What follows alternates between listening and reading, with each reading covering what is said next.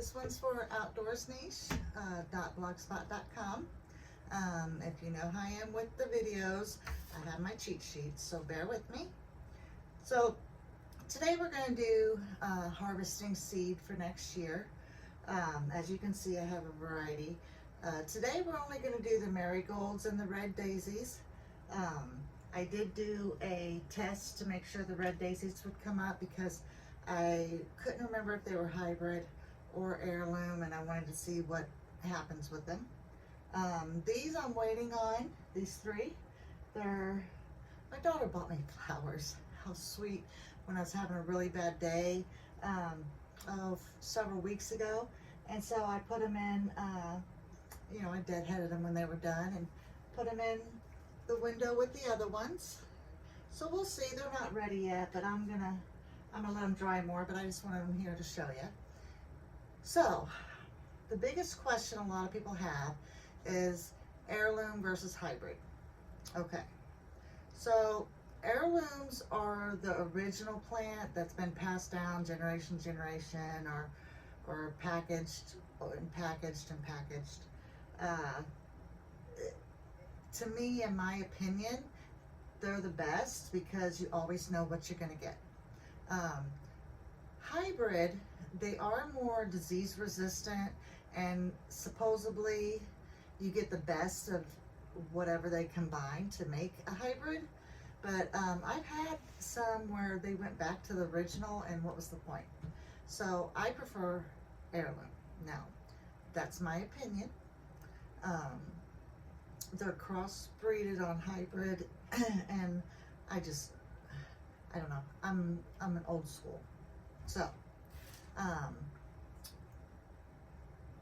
and when you plant, you want to know what you're getting. You know, these surprise plants can be fun, or they can be disappointing, and I just would rather know what I'm getting. So, as an example, I wanted to do. So, hybrid. If you have those gorgeous, unique red sunflowers, and you're all excited about having them again, those usually are hybrid.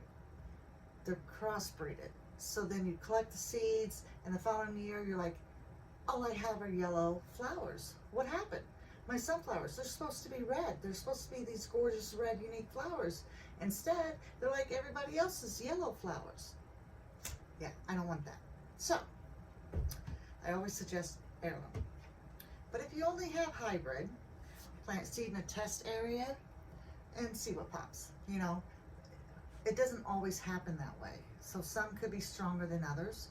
So if you only have hybrid, or if that's what you have access to, or that's what you prefer because of the disease resistant and that, then just put it in a test area. And if you're not happy, get rid of the test area. Good go. So, back to it. Deadheading flowers and pulling old seeds out of used up flowers. I don't want to say dead because the plant's still alive, but the used flowers, the done flowers, helps promote more flowering, helps create a stronger, healthier plant, and it'll prolong the season for it. So some things like marigolds can die out early. They're gorgeous. They're very easy to grow, but if you don't deadhead them, then they're all full of dead, and then you end up getting like maybe one or two little flowers and that. So I usually deadhead mine all year. As soon as they start producing flowers and dying off or being done, then I start taking them out. So marigolds are easy. You can just pull them out. You don't actually have to deadhead them. But daisies, you need to deadhead those. You know, those seeds are harder to collect. And I just cut them and throw them in my thing, and then I'll deal with them now. So don't tip the seeds all over. That would be bad. Okay, so when I collect seeds, you need to store them in a dry place. But believe it or not, I put mine in my garden window, which is in my bathroom. I cover it, and I keep it covered for several weeks. Okay, so the moisture does not get there. But the sun comes in at all angles, it's like the greenhouse effect, right? It just comes in and dries it up and it's good to go. So these are ready. Even though I know these are ready, do not make the mistake of storing your seeds in plastic. They will go bad. They will rot. They will mildew. You will lose them. So, my simplest, cheapest way to do them, paper towels. Okay? So, I will just,